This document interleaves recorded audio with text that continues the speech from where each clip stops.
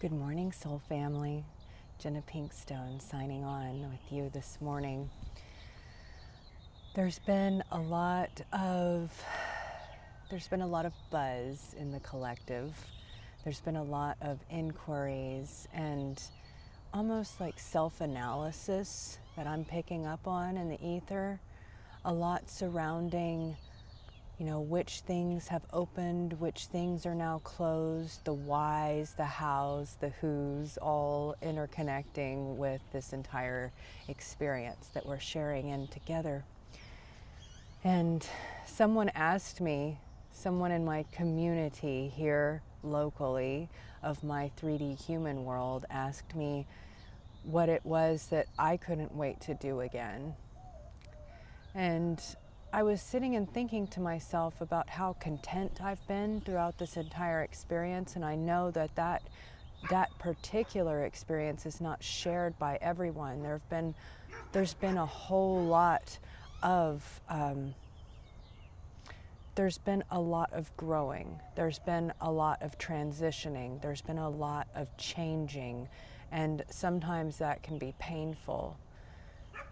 For me, it's been kind of an illuminating process as far as things that are coming alive in my world, things that are, honestly, it felt to me before like my experience was a lot more painful, where so much was expected.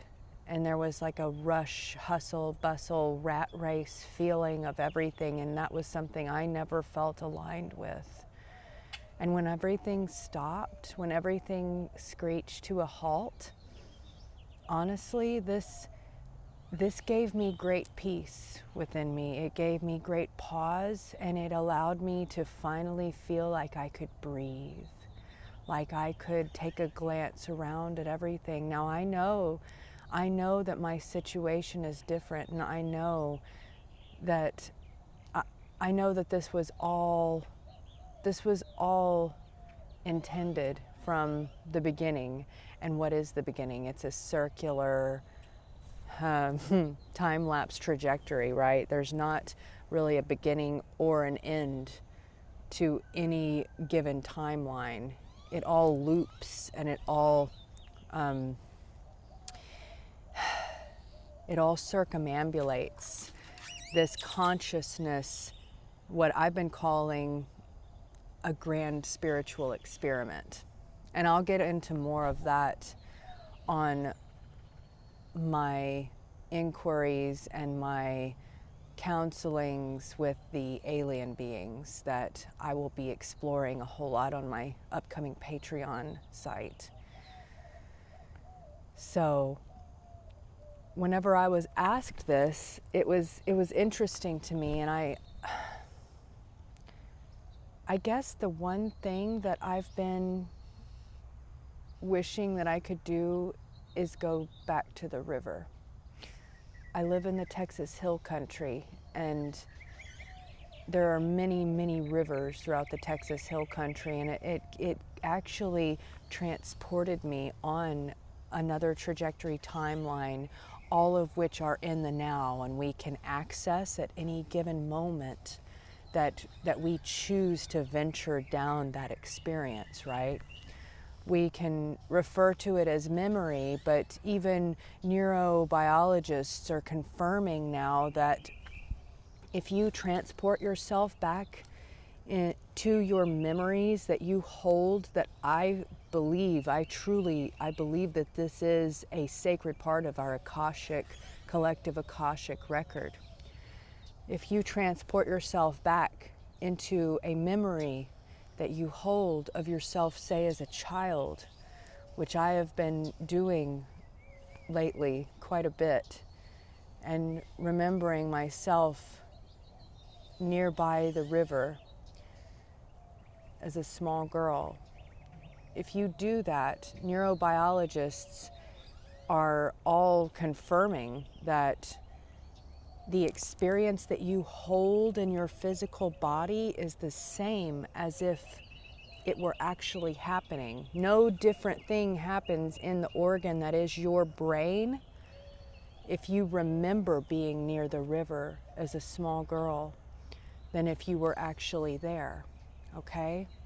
And I wanted to explore this with you a little bit deeper, and to note that if what you truly believe is what I believe, in that as above, so below, as within, so without, that all of these are like pages of a book stacked atop one another, all telling the same story. The same goes for, say, your 3D human physical nature. So too is it for your spirit self, your etheric self, your higher self, all of your different selves. There are infinite versions, infinite aspects, infinite facets of you. We know this, we feel this. There are infinite trajectory timelines that you can explore. This is known. This is felt. And we don't really need, though it can be illuminating, we don't really need that confirmation from the scientific community that explores the material nature and makeup of matter in our universe in order to understand and to feel that. The access is always there for you to tap into. It's always there, soul family. And what I've been tapping into lately is I've transported myself back to being a small girl on those rivers. And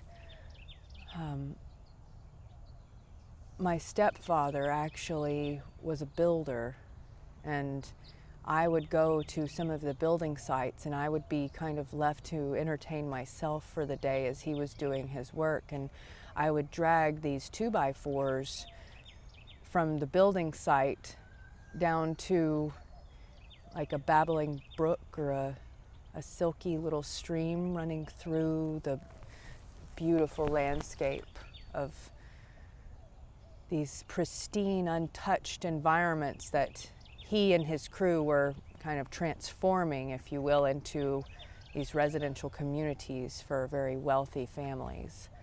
But I would get to experience that sacred space, those beautiful places, before they were transformed forever.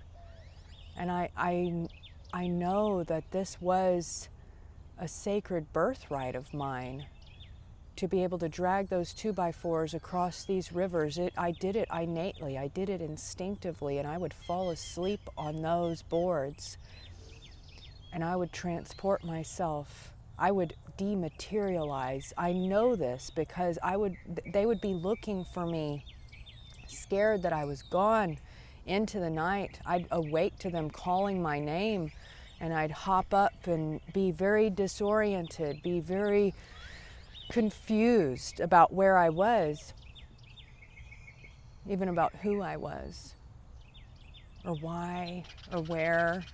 It wasn't my home. I would be very young, and when I would seek them out, they would shake me and ask me, "Where were you? Where were you?" And I'd tell them where I was, and they'd say that we checked there and you weren't there. And then I'd know not what to say. And honestly, I believed them. I wasn't there. I would go to a place that was bathed in blue, and there were no forms, and there were no people as we see them and understand them today. There was consciousness, and it's something that I'll be exploring a whole lot more in depth with my soul family on our Sacred Sanctuary on Patreon. That is a place where, you see, here in the South, we have a practice that we don't necessarily, open our entire heart out to just anyone on the street, just anyone everywhere. It's something that is kind of secured and kept sacred for members of our family. Now, the concept of family to me is different because I grew up in a family that, the nuclear family version of my family was broken. And so we would accept and allow and welcome different people into our family that were not necessarily blood relatives. And this was a very natural process for me, and I am extending this same practice because I feel it is important for us as a collective to adopt it in understanding that there are other members of our family waiting to meet us out there, okay? Now that doesn't mean that we go around pouring our heart, our experiences, our memories, our Akashic record, and just throwing it out on the table for anyone with YouTube to explore. I feel this is a sacred sharing. Now, the beings that I connected with while asleep with the babbling brook beneath my body as I dematerialized into the ether, the beings I connected with are called Loria. And I would really love for all of you to join me on Patreon as I unroll and launch that opportunity to share about Loria with all of you. These are not typical alien beings. These are not anything that you've already heard about. There are many races whom I've connected with and I will be sharing with at length on Patreon. Also, those who are looking for a reading of any kind for them as an individual signature of spirit will need to seek that out on Patreon as well, because I do not give readings just willy-nilly to anyone. I do feel that these gifts that we are imbued with are meant for something deeper, meant for something more. And I am intent to build upon the Akashic record by assembling our soul family there. I want to connect with you on a monthly basis. I want to build upon what it is that we are discovering together, rather than just a one-off reading there, someone that I read over here and I never hear from again. You see, we're building something very important here, soul family. And it's important that we rediscover and we reunite ourselves with our origin story. And I'm not talking about the origin story of man or woman as we see ourselves materialized in the flesh. Now, I'm talking about the origin story of when separated, individualized consciousness to experience itself came to be. I am talking about the origin story as interpreted and represented in the book of Genesis of let there be light. What was there before and what did that mean after? I'll be unrolling Patreon very soon, and I look forward to connecting with all of you on a deeper perspective of what it is we are discovering. And in the meantime, I hope that all of you will join me on my Facebook Lives. I have a group on Facebook, Spiritual Wisdom and Healing. And please send me a friend request and I will invite you there. I do readings for the collective there once a week, every Saturday at 8 p.m. Central Standard Time. And these are the breadcrumbs that I leave for you to follow As we journey, we are sojourners to discover the truth about ourselves. And I'm so very excited. Thank you for connecting with me today, Soul Family. This is Jenna Pinkstone, signing off.